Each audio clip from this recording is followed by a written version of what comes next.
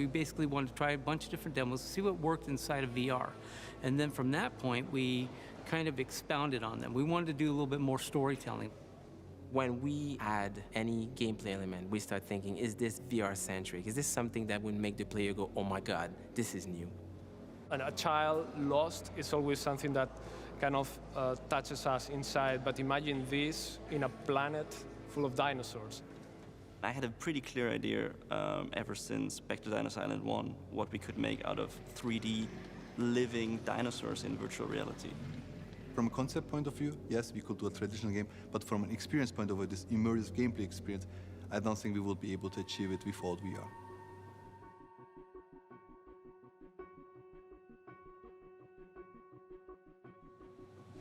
If you think about it, it ticks off all the boxes. You know, alien planet, dinosaurs, robots. I mean, you can't really get a better game than that. It started out with us being inquisitive about a new medium, which was VR, and in this process we established some demos, and from these demos out came a very, very interesting story, and it moved us down a path where we were able to deliver something really amazing.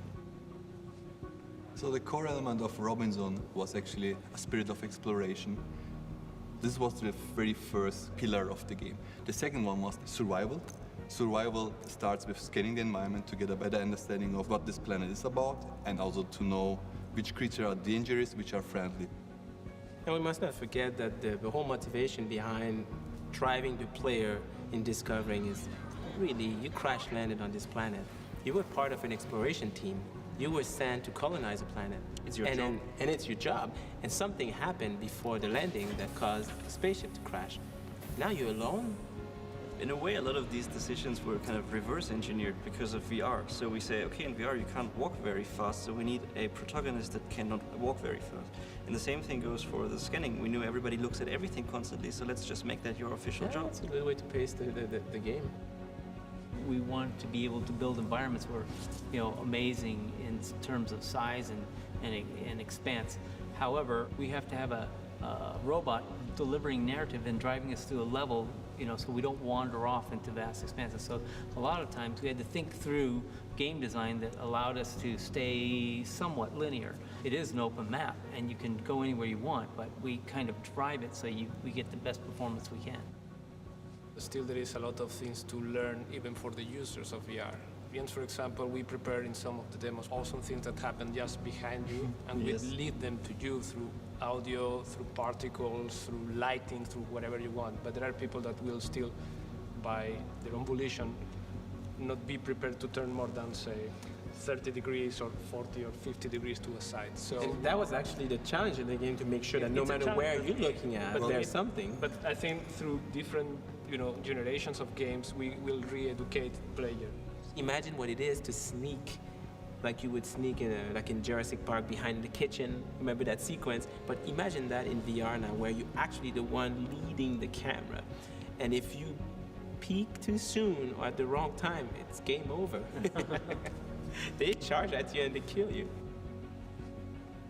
Like I said earlier, it kind of ticks off those boxes. I said it jokingly, but in all reality, sci-fi is one of my favorite things, as well as dinosaurs and as well as, survival journey type of adventures.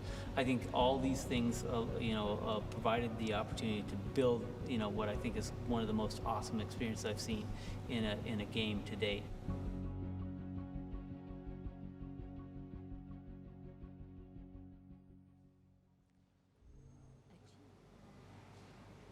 I've mentioned this before, but this is truly one of the things kind of interesting about VR as a medium, is that it's one of those safe zones where you can have some sort of cathartic experience, like face-to-face with a raptor, that you normally couldn't get any other place, except on Dario's phone, where he deals with raptors all the time. Hello?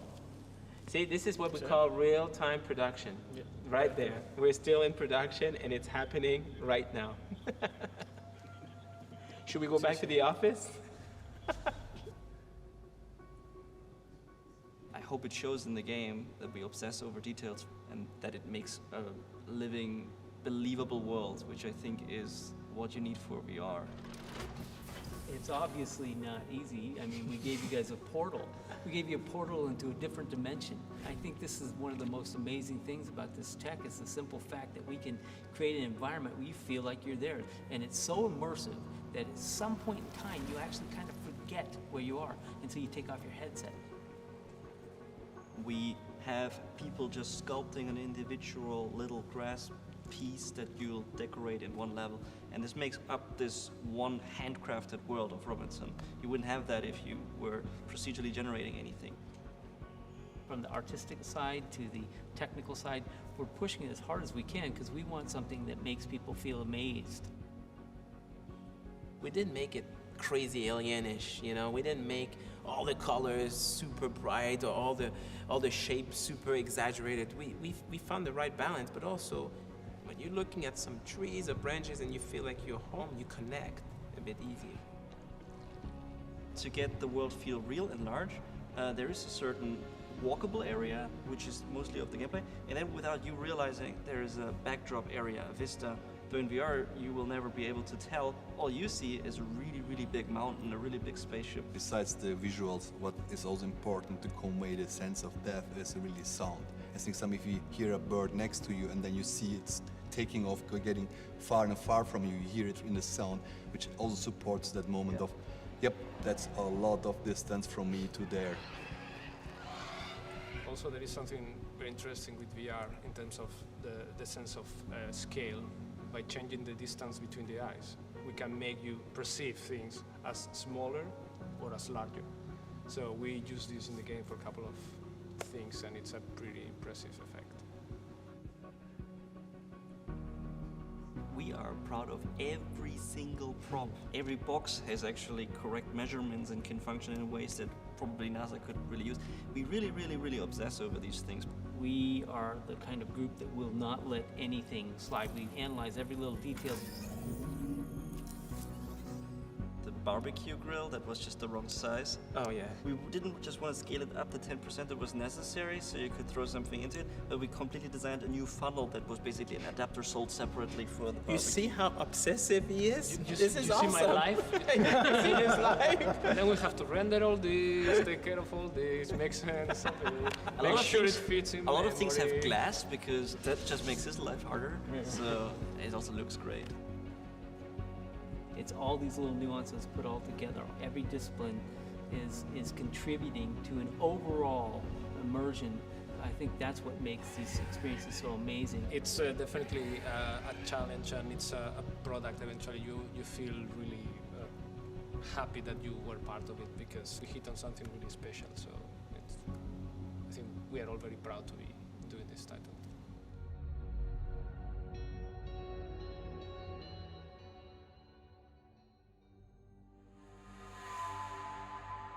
Yeah, we had a hard time building a game where we actually didn't have a gun in it.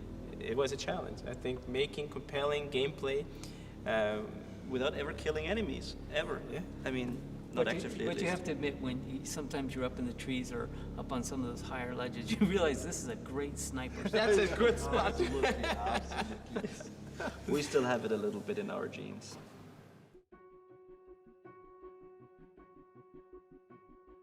When you play this game, you're playing through the eyes of Robin, so you actually get to play as the child. And I think part of that was, when initially conceived, we wanted to recreate that moment you have when you're a kid and you think about dinosaurs. The entire team came up with the idea. This was not a top-down thing. Nobody came to us and said, please make this game for us, outsource half of it. It was all made by this one team.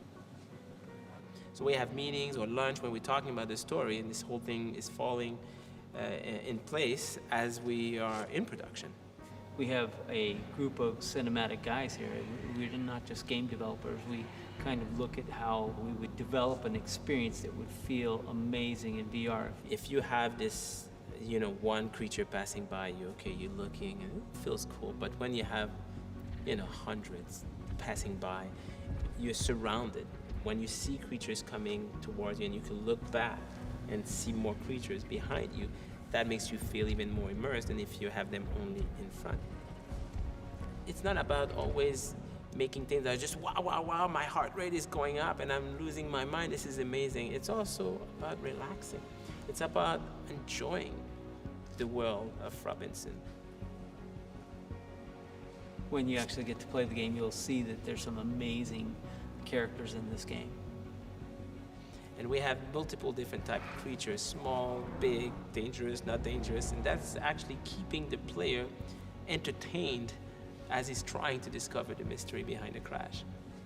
The main reason why you've been on this planet for actually over a year already when the game starts is so we can also tell Robin's story. Otherwise, you'd be Robin and just explore the world for the first time. But since you come in and already things have happened, you learn through what Robin has built and made around the world, who he is. For instance, there are devices that he installed in the world to stay protected. We have two companions that will accompany you on your adventure, your journey on this planet. The first companion is the floating orb called Higgs. Higgs is short for Highly Intelligent Gyroscopic Scanner. And his job is, of course, to lead the player, as always is with floating orb robots in these games. But ours is a little bit more involved in the story as well. He gives you advice, he leads you. It's like your father figure. And then there's Laika, of course. Laika is our cute dinosaur. Higgs doesn't like Laika because she's a dangerous creature. But Laika thinks Higgs is a glowing, floating thing. It's very interesting. I mean, And wants to bite him. It's a ball, and which plays an important part of the story because it will be around Laika's ability to find more glowy, bally things. I guess also one big part of the game is the relationship between the dinosaur and Robin, right? I think Yeah. it's a key element also. Yeah, they spend a lot of time together playing. Robinson is not only what it is as a game, but also it's a team. And this team is an awesome, awesome team. This is really something special, and it achieved more than what we originally thought it would in terms of concept.